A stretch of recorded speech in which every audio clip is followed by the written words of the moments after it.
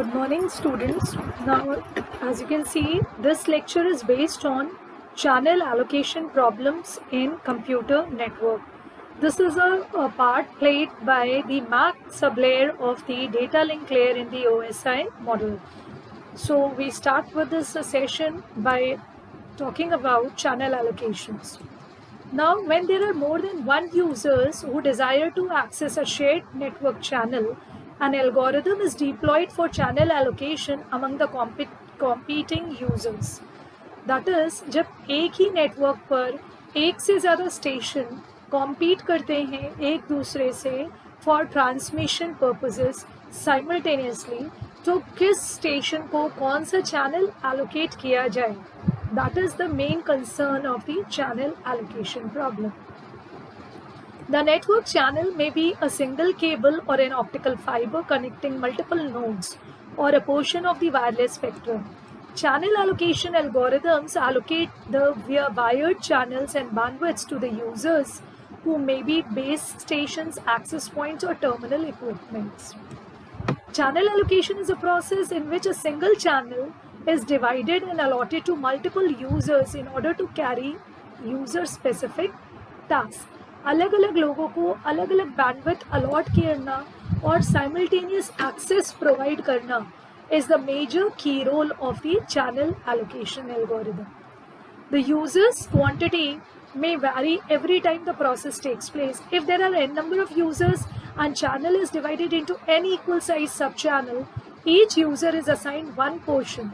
If the number of users are small and don't vary at times, then FDMA, that is frequency division multiplexing, can be used, as it is simple and efficient channel bandwidth allocating technique.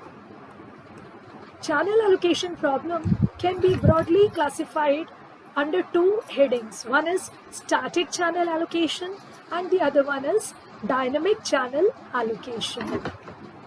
It is clear through this diagram also that I have shown.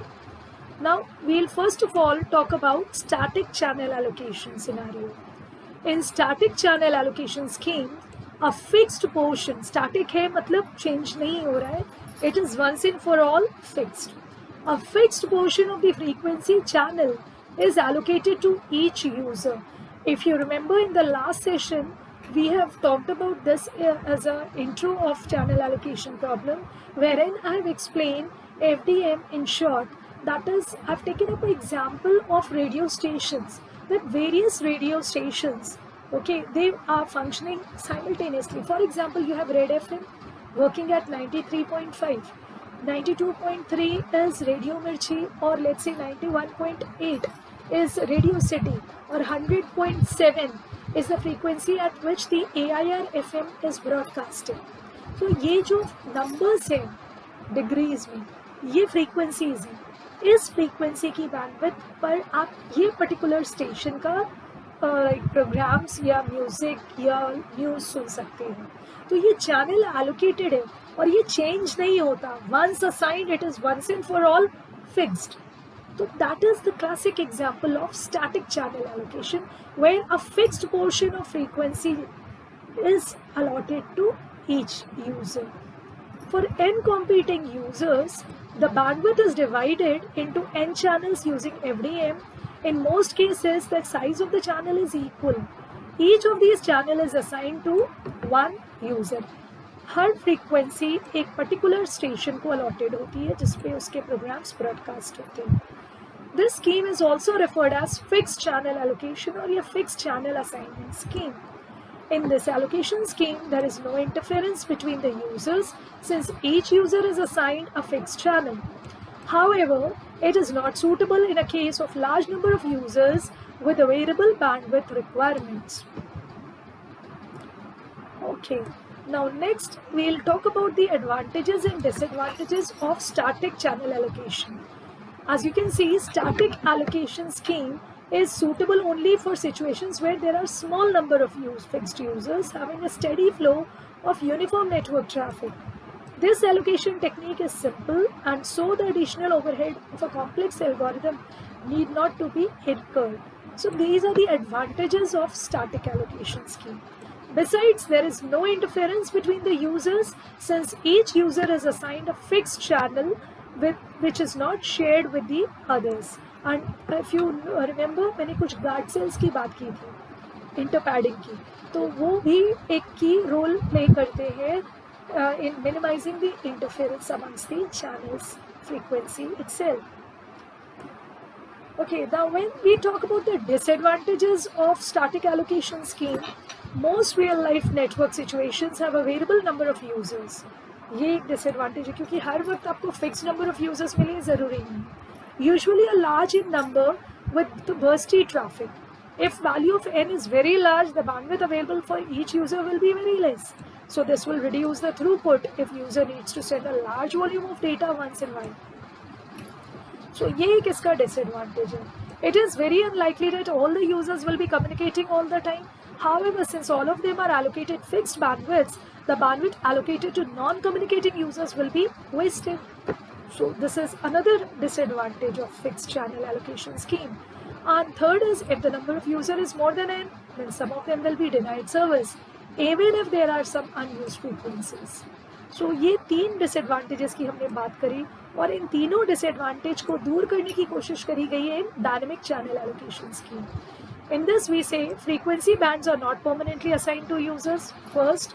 Second, instead of channels are allotted to users dynamically as needed from a central pool, okay, which is known as queue.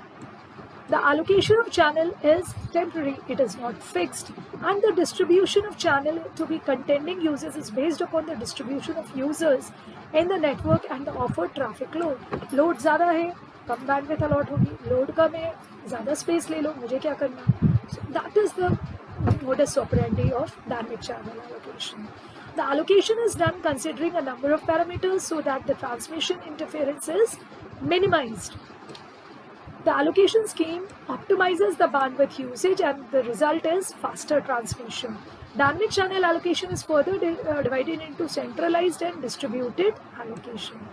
This scheme can be divided into three categories, as you can see: interference adaptive, location adaptive, and traffic adaptive dynamic channel allocation.